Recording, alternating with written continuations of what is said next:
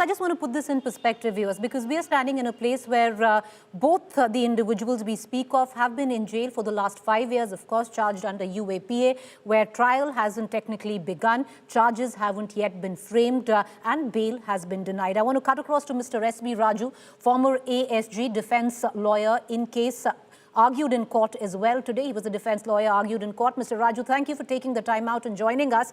On the technicality, Mr. Raju, that the bench today said that they can wait for a year to apply for bail. How does it even add up? Because Article 21, which guarantees liberty, does it automatically kick in after 1 year, which is not present today? It's been 5 years, they've been incarcerated. It's not a question of Article 21 clicking in automatic. Am I audible? Okay. You are audible, sir. Go ahead. It's not a question of Article 21 clicking in later. Article 21 is always there. But you have to interpret, you can't interpret Article 21 arbitrarily. It has to be applied to the facts of the case, to the concerned accused, his role, and the nature of the offense. No doubt the offenses are very serious offenses. When you want to dismember India, separate Assam from India, and stop the essential supplies to Delhi and other parts, it's a very serious offense. So in a serious offense, and it's more serious because 53 persons were killed and more than 530 were injured. Okay, if that is the scenario, the main masterminds stand on a different footing. They can't ask for bail merely because the trial has been protracted or delayed. We have produced evidence to show that mainly the trial has been delayed because of the stand of the accused. They are asking adjournments. They are not making arguments. They are delaying the hearing of the discharge applications. If they are responsible for the delay, you can't say, oh, they are in jail for 5 years, grant them bail. That's not the law. If a person is guilty of delay, he can't take advantage of it. Therefore, the judgment is a very well-written judgment. It's a balanced judgment. It takes into consideration national interest. It takes into consideration societal interest. And according to me, in a case like this, national interest and societal interest should prevail over individual interest. If there's no nation, where's the question of individual rights? These are the persons who want India to be cut to pieces. Fair point, sir. But that's a matter of a trial which needs to be proven in the court of law. The second question where you talk of where even the learned bench has claimed that both the individuals were on a different footing and cannot be clubbed with the 5 others who got bail today.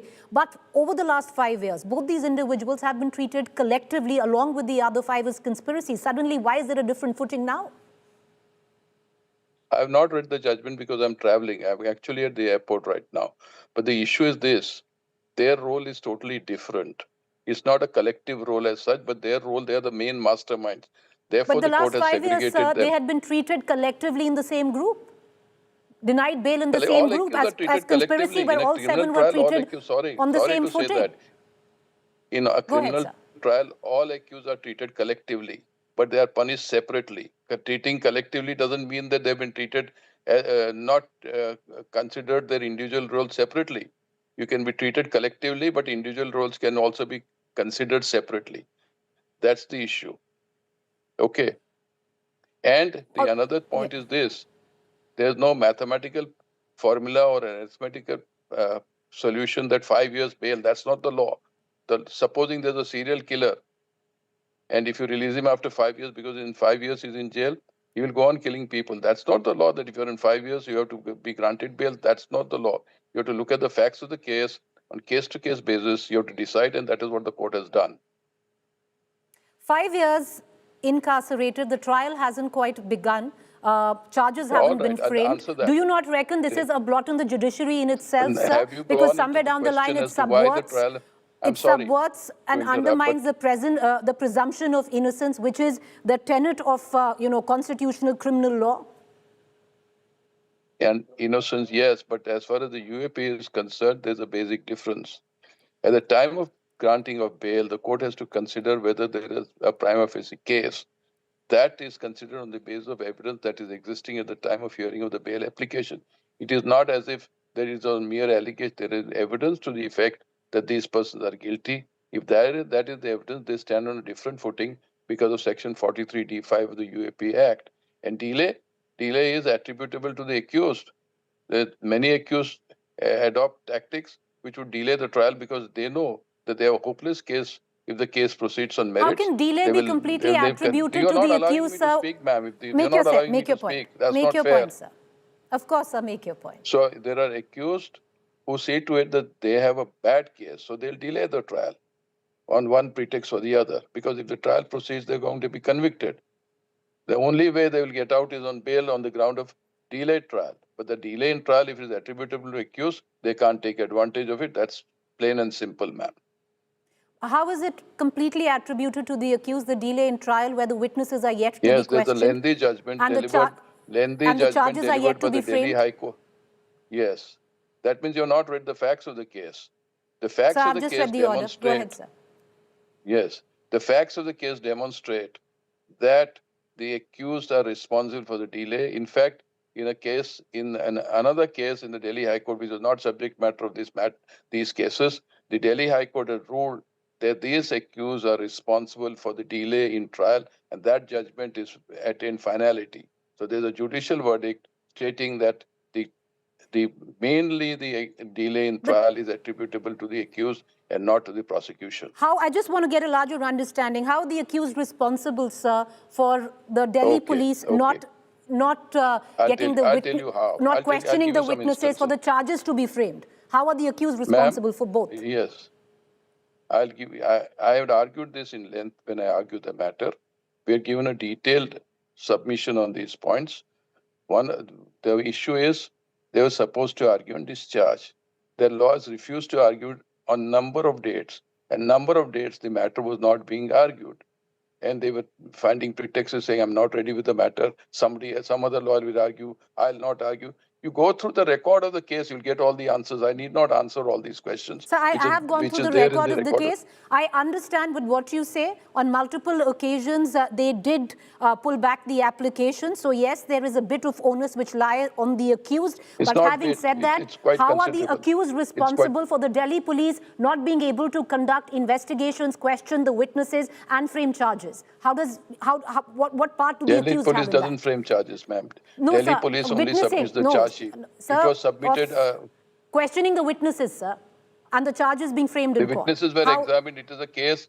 It is a case of conspiracy. There are cases and cases. When you have to gather evidence, it takes time. It is not that they were whiling away and not doing anything. It's a lengthy case. Large number of witnesses were to be examined.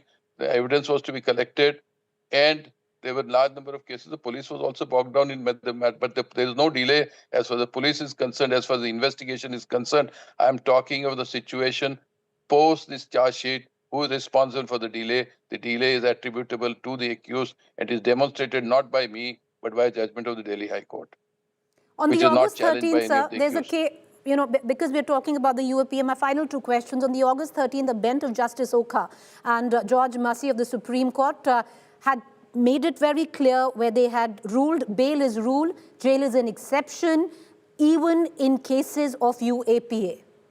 It's a fundamental right. But there is another judgment which has taken a view that considering what does 43D5 say?